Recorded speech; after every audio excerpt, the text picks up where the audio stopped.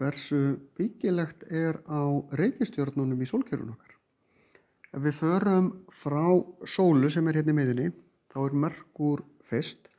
Merkúr í fyrsta lagi það nálægt sólinni að sólin eiginlega búin að stela öllum lofthjúpnum af Merkúr. Það eiginlega engin lofthjúpur eftir. Merkúr snýst óbáslega hægt í kringum sjálfan sig. Dagurinn í næstu því mánuð og svo kemur nótt í næstu því mánuð. Þannig að sólin bakar yfirborðið í langan tíma. Þá hitnar mjög mikið, en af því að það engin lofthjúpur þá fer hitinn strax út í loftið, þannig að hann geymir engan hiti við nóttina. Þannig að á nóttinni óbáslega kalt og muniði nóttin í næstu því mánuð. Þannig að hitamunurinn milli dags og nætur mörg 100 gráður.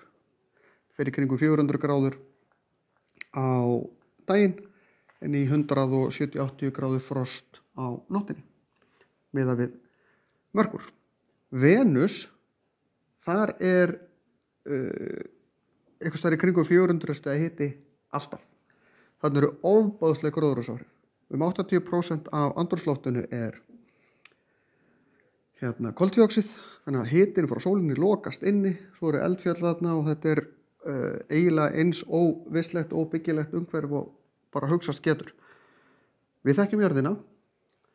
Mars, þar tiltölulega lítill lofthjúpur, samt einhver tiltölulega kalt. Vatn eftir því sem við best vitum allt meira eða minna frosið. Möguleiki að sé eitthvað rennandi vatn, við höfum ekki fundið það ennþá. Ef við gætum með einhverju móti gert lofthjúpinn þéttari, loka þannig aðeins meiri hitinni, búið til pínu gróðurhúsaáhrif, þá alveg möguleiki að hitastigið yrði betra fyrir okkur og við þá hugsanlega farið að rækta einhverjar plöntur sem gætu hægt og rólega fjölga sér og breytt lofthjúpnum fyrir okkur, eða það taki gríðarlega langan tíma hins vegar. Svo punktarnir eru smástirnabeltið. Einhverja hluta vegna myndaðist ekki reikistjarna hér. Sennilega út af þyngdar áhrifum milli Júpíters og sólarinnar, þannig að stærstu punktarnir náðu ekki að sópa upp öllum hinum eins og gerðist með hinar reikistjörnurnar.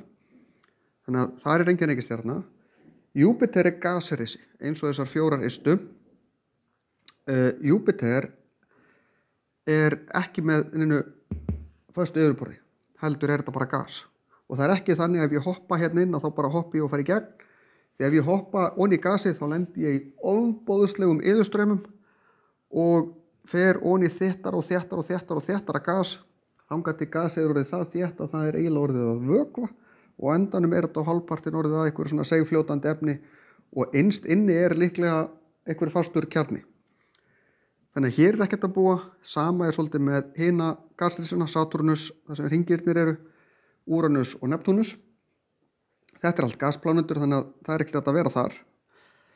Spurningin hins vegar, ef Mars reynist ómöguleg, þá möguleiki að einhver tungl, sérstaklega Júpíters eða Satúrnusar, væru möguleg en það svolítið flóknara mál.